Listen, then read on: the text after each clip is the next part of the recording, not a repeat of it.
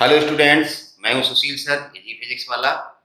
आज काइनेमेटिक्स का नया वीडियो लेक्चर लेके आया हूं जिसमें हम पढ़ेंगे Newton's equation of motion by graphical method. ध्यान रहे, पिछले वीडियो लेक्चर में हमने Newton's equation of motion derive की थी, लेकिन वहां पर हमने कैलकुलस मेथड का यूज किया था। समझ रहे ना? जिसमें हमने इंटीग्रल से न्यूटन की तीनों इक्वेशन निकाली थी। आज हम वही न्यूटन्स इक्वेशन ऑफ मोशन पढ़ेंगे ग्राफिकल मेथड से। तो ध्यान रहे, ग्राफिकल मेथड का मतलब आपको सारे ग्राफ्स काइनेमेटिक्स जो मैंने समझाए हैं पिछले वीडियो लेक्चर्स में वो आपको आने चाहिए। ठीक है ना? और ग्राफिकल तो वैसे ही बहुत इंपॉर्टेंट है। मैंने जब ग्राफ बताया तब भी बताया था कि आपको पता होना चाहिए किस ग्राफ का स्लोप हमें क्या देता है, किस ग्राफ का एरिया हमें क्या दिखता है, स्लोप कांस्टेंट है या स्लोप वेरिएबल है ये देखना आना चाहिए, स्लोप पॉजिटिव है या स्लोप निगेटिव है ये देखना आना चाहिए। तो अगर आप लोगों ने ये काम नहीं किया है तो प्लीज प्लीज प्लीज पीछे वाले वीडियो लेक्चर से एक बार देख लें, तो आपको आगे की चीजें आसान लगेंगी। देखिए, फिजिक्स है, ऐसा नहीं आप कहीं से भी पढ़ोगे आपके समझ में आ जाएगा। अगर आप ग्राफिकल मेथड से Newton's equation of motion drive करने जा रहे हैं, आपको पता ही नहीं वेलोसिटी टाइम ग्राफ का स्लोप हमें देता क्या है, तो आपके क्या समझ में आएगा? तो यहाँ पर हम स्पेशली वेलोसिटी टाइम ग्राफ को यूज करने वाले हैं। तो आप अच्छे से पीछे वाले ग्राफ देख लें जिन्होंने नहीं देखे हैं। ठीक है ना? और ये न्यूटन्स इक्वेशन ऑफ मोशन काफी इंपॉर्टेंट होता है स्पेशली 11th क्लास के बच्चों के लिए, क्योंकि उनके एग्जाम में पूछी जाती है। ये बड़ा लॉन्ग क्वेश्चन आता है इनका, डिस्क्रिप्टिव क्वेश्चन कि derive Newton's equation of motion by calculus method. NCERT में तो सॉलिड एग्जांपल दिया गया है। और derive Newton's equation of motion by calculus method. तो हम इसमें ये सारी चीजें पढ़ेंगे, न्यूटन की इक्वेशन तीनों पढ़ेंगे वापस। कैलकुलस मेथड से हमने पहले कल कर लिया था पिछले वीडियो लेक्चर में, और आज हम पढ़ेंगे ग्राफिकल मेथड से न्यूटन्स इक्वेशन ऑफ मोशन कैसे डिराइव की जाती है। तो चलिए चलते हैं। मैंने फिर बताया था इसमें हमें वेलोसिटी टाइम ग्राफ चाहिए होगा, और वेलोसिटी टाइम ग्राफ का स्लोप एक्सीलरेशन देता है, और वेलोसिटी टाइम ग्राफ का एरिया हमें देता है डिस्टेंस कवर्ड। तो हमें स्लोप का मतलब टेन थीटा होता है, निकालना आना चाहिए, परपेंडिकुलर अपॉन बेस होता है, और एरिया तो निकालना आता है। ये ट्रायंगल हो चाहे रेक्टेंगल हो, कुछ भी स्क्वायर हो, हमें आता है। तो चलिए एक सिचुएशन लेते हैं। Consider Newton's equation of motion हम पढ़ने जा रहे हैं, तो हम लिख देते हैं Newton's equation of motion. Newton's equation of motion graphical method. Graphical method Newton की इक्वेशन ग्राफिकल मेथड से निकालने वाले हैं। तो एक सिचुएशन लेते हैं। Consider a body, consider a body moving with uniform acceleration, uniform acceleration ए।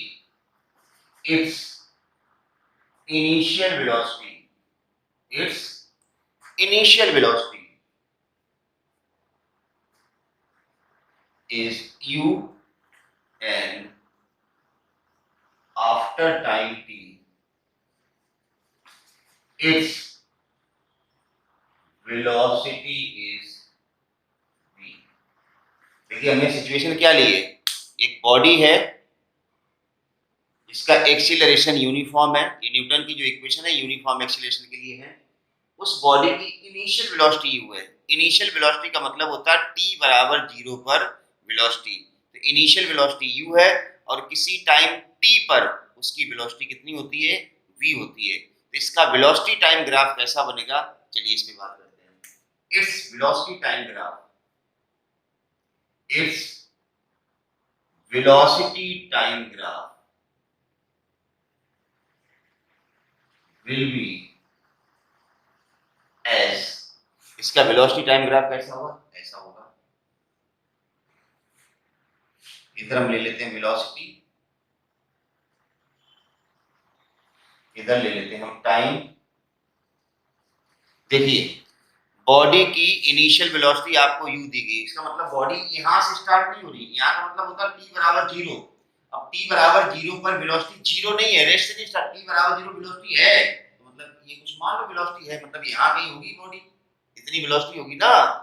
हमने क्या कहा, बॉडी की इनिशियल वेलोसिटी u है। इनिशियल का मतलब होता है t बराबर 0 की टाइम एक्सिस है, तो t बराबर 0 ये टाइम हुआ।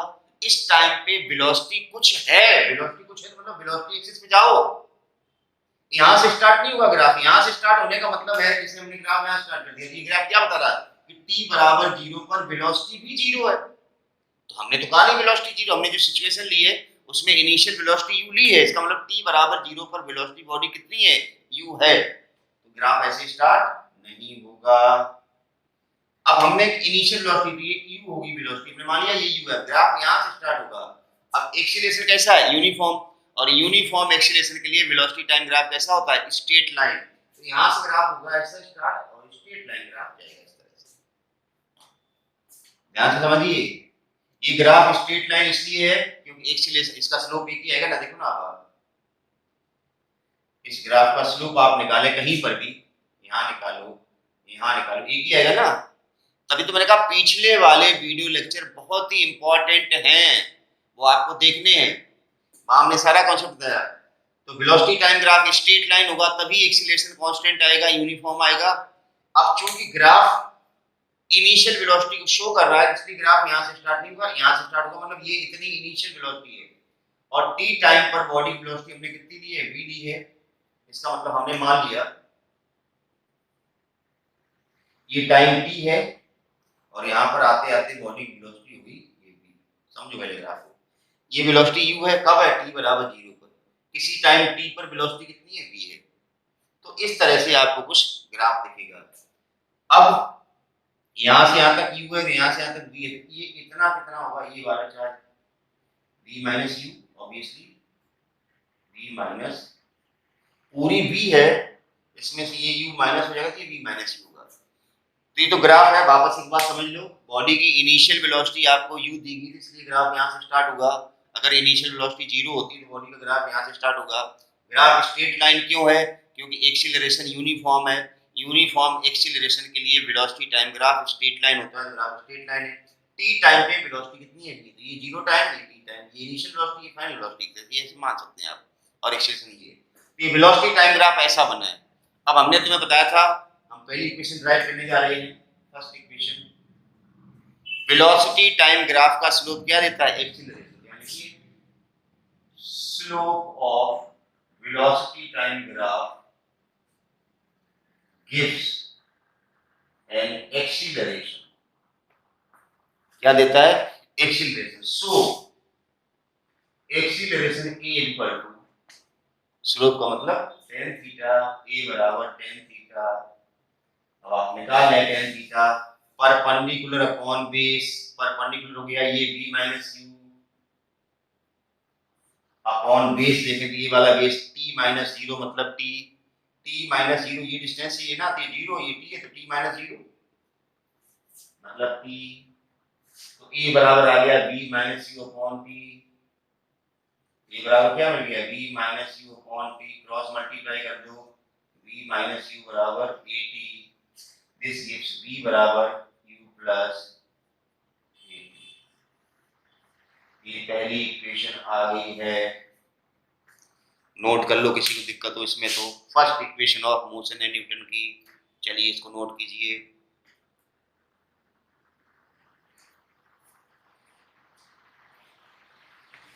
हो गया। चलिए अब हम दूसरी इक्वेशन की बात कर रहे हैं।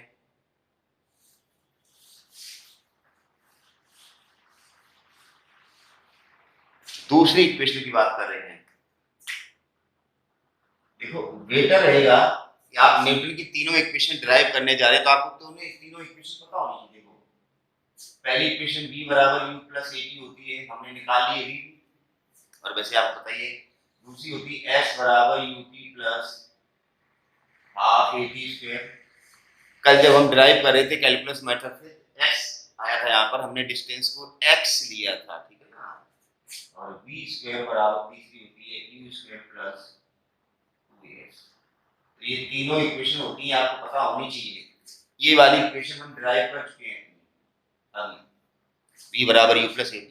अब सेकेंड इक्वेशन ड्राइव करने जा रहे हैं। सेकेंड इक्वेशन क्या है, डिस्टेंस, और डिस्टेंस किससे मिलती है, एरिया से। तो area under VT graph gives, क्या देता है, डिस्टेंस ट्रेवल्ड, मुझे इतनी बात पता चल गई कि area under VT graph gives distance travelled, निकाल लो एरिया। ये वीटी ग्राफ ये है ना, इसके नीचे का एरिया ये वाला, ये एरिया चाहिए भाई, ये पूरा एरिया चाहिए। ग्राफ के नीचे का एरिया, ग्राफ ये रहा आपका, ग्राफ ये है, ग्राफ के नीचे का एरिया, इसमें ट्रायंगल भी है और रेक्टेंगल भी है, ट्रायंगल और रेक्टेंगल। तो डिस्टेंस जो आएगी वो area of triangle plus area of rectangle. एक ट्रायंगल है और एक रेक्टेंगल है। ट्रायंगल का एरिया होता है half base into height, base हो गया ये, e का मतलब ये t, और हाइट कितनी हुई v माइनस यू, तो v minus you into t। Triangle का एरिया आ गया हाफ बेस और इनटू हाइट, समझ गए ना, ये इनटू ये तो t है, बार बार समझा रहा हूं, ये t लिखा, ये 0 लिखा, ये डिस्टेंस यहां से यहां तक कितनी हुई t, और ये डिस्टेंस कितनी v minus you, plus rectangle का एरिया, ये नीचे वाला रेक्टेंगल है, ये वाला, तो रेक्टेंगल का एरिया क्या हुआ, दिस इनटू दिस, तो दिस क्या है, दिस, ये क्या है, ये u, ये लिखा u इनटू t। अब चूंकि इक्वेशन अगर तुम्हें याद है s बराबर ut प्लस हाफ, तो ये इस टर्म को तो छेड़ना है ही नहीं, ये तो ut आ गया। अब यहां पर इक्वेशन में ये चीज नहीं होती है, ये चीज नहीं होती, तो फर्स्ट इक्वेशन देखो, ये भी फर्स्ट इक्वेशन क्या था, v माइनस यू बराबर, ये फर्स्ट इक्वेशन काफी काम की है, v माइनस यू किसके बराबर होता था, 80 बराबर, अभी तो ड्राइव किया था, इधर u था, v माइनस यू बराबर 80, तो v माइनस यू की जगह हम क्या रखेंगे, 80, रख दो 80, s बराबर हो जाएगा हाफ 80 इनटू 80 आगे वाला प्लस ut। आगे इक्वेशन s बराबर, ये तो ut है, ये लिख लो, plus half 80 into t square. तो ये न्यूटन की दूसरी इक्वेशन आ गई है भाई, पहली इक्वेशन हम निकाल चुके थे, ये दूसरी इक्वेशन निकाल दी। अब न्यूटन की तीसरी इक्वेशन ये वाली, इसको भी हम एरिया कॉन्सेप्ट से ही निकालने जा रहे हैं, इसको नोट कर लें। तीसरी इक्वेशन को भी हम ऐसे ही निकालेंगे जैसे हमने दूसरी इक्वेशन निकाली है, फटाफट इसको नोट करो। चलिए पॉज करके कर लेना, करते हैं, हटा देता हूं।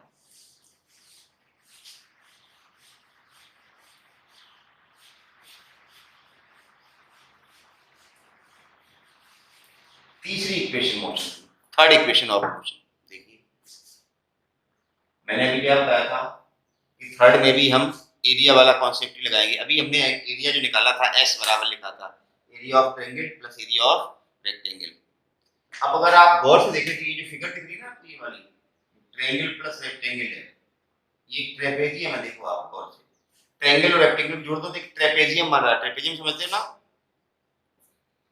आमने सामने की साइड पैरेलल्स होती है एक दो, ये और ये साइडें पैरेलल हैं, ट्रेपेजियम हो गया। ट्रेपेजियम भी क्या कहते हैं हिंदी में पता नहीं, ट्रेपेजियम है, तो हम ट्रायंगल प्लस रेक्टेंगल ना निकाल के डायरेक्ट ट्रेपेजियम का एरिया भी निकाल सकते हैं।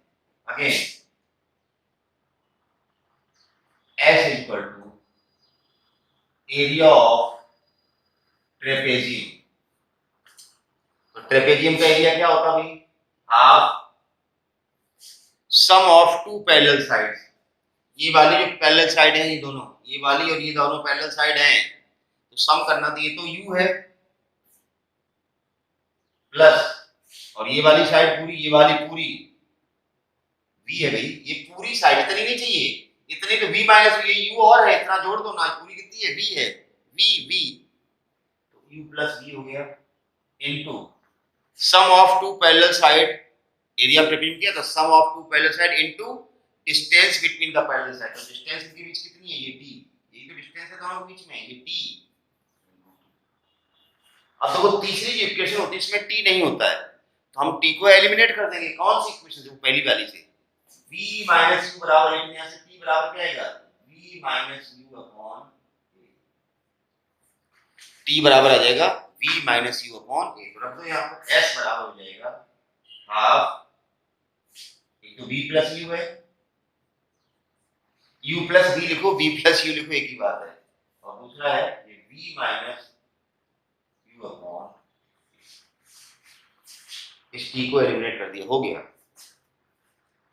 s बराबर, देखिए ये 2 और a जो नीचे लिखा है, समझो पहले ये ऐसे समझो, ऐसे 2 भी नीचे a भी नीचे, क्रॉस मल्टीप्लाई इसके साथ जाएगा, 2a s के साथ जाएगा, 2 और a का है s के साथ, तो बन जाएगा 2as equal to v plus u और v minus u, v square minus identity लगी, a plus b a minus b, a square minus b square. आगे तीसरी इक्वेशन 2as बराबर b square minus u square, this gives b square बराबर u square plus as। तो ये तीसरी Newton की equation आ गई है आपके पास। तो इस तरह से ग्राफिकल मेथड से हम न्यूटन की इक्वेशन बड़े आसानी से डिराइव कर सकते हैं। ये तीन न्यूटन की इक्वेशन थी, v बराबर u प्लस at, s बराबर ut plus half at square और v स्क्वायर बराबर स्क्वायर प्लस 2as। अब यहाँ पर एक चीज और आती है, ये जो हमने डिस्टेंस फार्मूला निकाला है s बराबर ut plus half at square, it is the distance covered by the particle in t seconds. t second समझ गए ना, 10 सेकेंड में चलेगी डिस्टेंस, 15 सेकेंड में। अभी हम निकालने जा रहे हैं एक और formula, distance travelled by the particle in tth second. टीवें सेकेंड में चलेगी डिस्टेंस, टीथ टीवें और टी दोनों में अंतर है। 25 सेकेंड में चलेगी डिस्टेंस और 25वें सेकेंड में चलेगी डिस्टेंस, दोनों अलग अलग। 25वें का मतलब उसी पार्टिकुलर 25वें सेकेंड में। अब अच्छा देखिए इसको निकालें कैसे, चलिए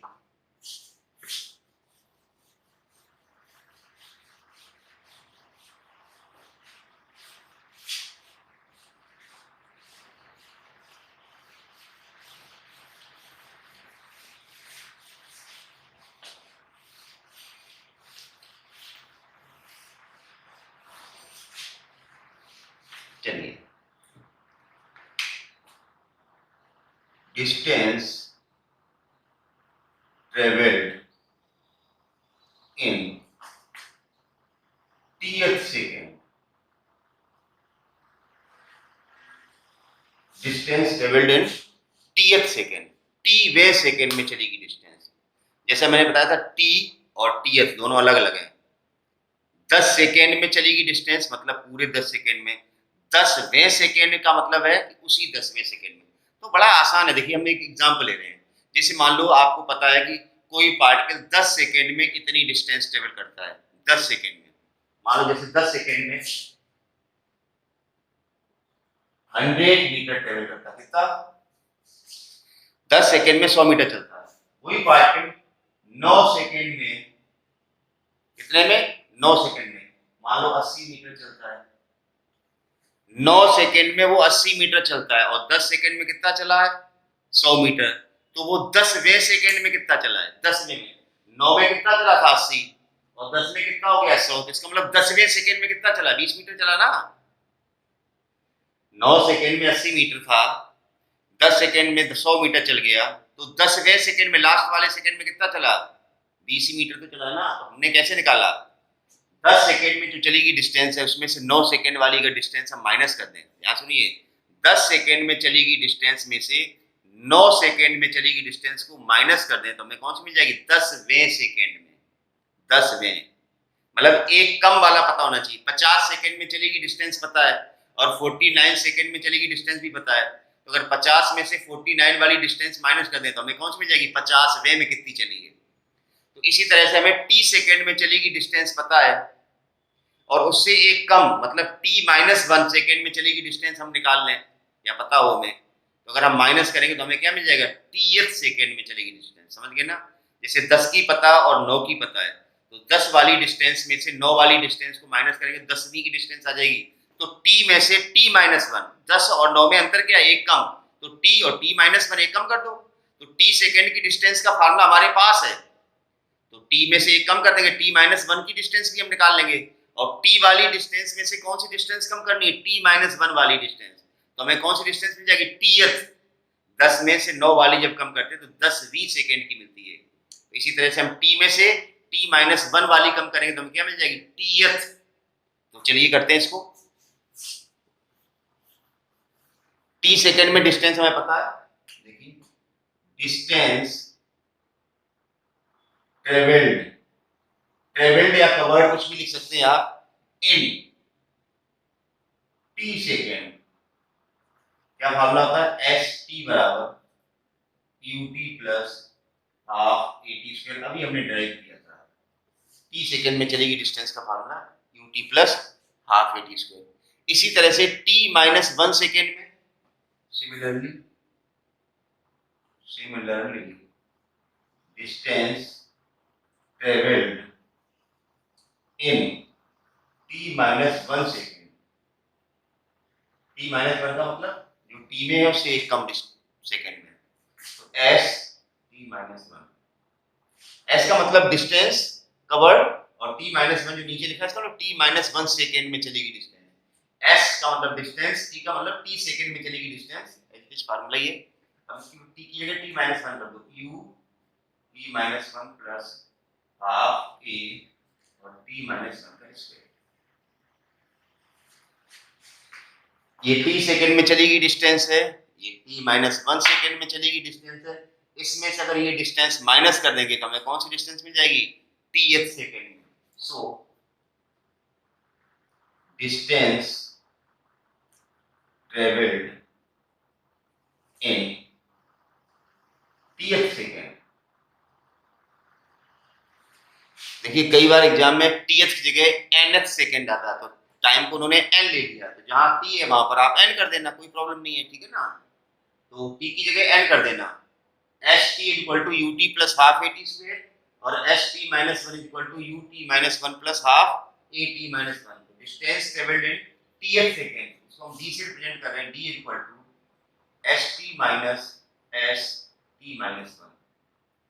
माइनस करेंगे distance travelled by the particle in t second minus distance travelled by the particle in t-1 second, you will get distance travelled in tth second.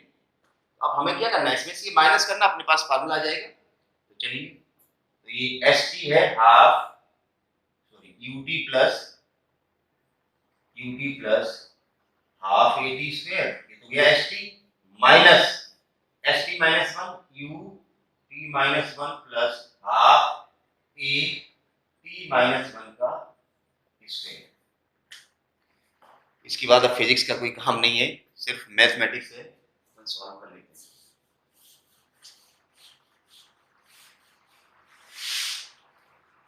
चलिए, d बराबर, d का मतलब distance travelled in tth second, ut plus half at square minus, इस u को अंदर लो, whole square open कीजिए, ut minus u plus half a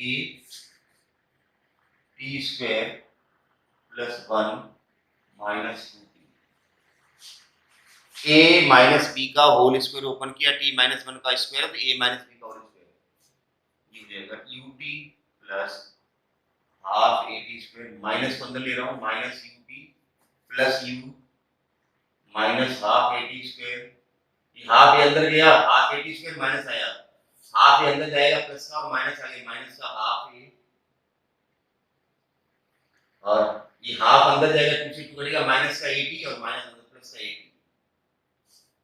इस half a को हम यहाँ अंदर भी ले गए और इस माइनस को भी अंदर ला रहे हैं, हाफ at स्क्वायर से हाफ at स्क्वायर गया, ut से ut गया, अपने पास बचा d बराबर u, ये वाला u बचा है, और at बचा है half a, u plus at minus half a, कितना बचा है, u प्लस, यहाँ से a कॉमन ले सकते हैं,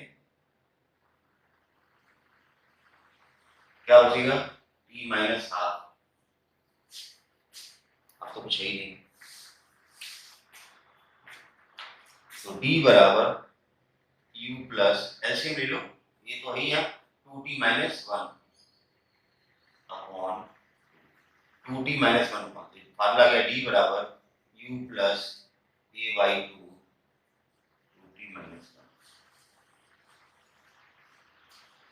तो ये फार्मूला गया distance travelled by the particle in tth second. ध्यान रहे हमने न्यूटन की तीनों इक्वेशन कैलकुलस मेथड से भी डिराइव की थी, आज ग्राफिकल मेथड से कर ली, और ये डिस्टेंस फार्मूला जो distance travelled by particle in tth second है। ध्यान रखना चाहे न्यूटन की इक्वेशन हो चाहे ये डिस्टेंस फार्मूला ये वाला हो, हमने कल भी बताया था, कल से मतलब है पिछले वाले वीडियो लेक्चर में, कि जब वर्टिकल मोशन होता है ये वाला तो एस की जगह एच आ जाता है, एस की जगह एच आ जाता है, हाइट आ जाती है, ठीक है ना, और चेंज कहाँ होता है, ए की जगह आ जाता है जी। टुवार्ड्स ग्रेविटी है तो प्लस जी आएगा, और अगेंस्ट ग्रेविटी है तो हम माइनस जी लेंगे। तो न्यूटन की इक्वेशन जो है ना अंडर ग्रेविटी कुछ ऐसी दिखती है,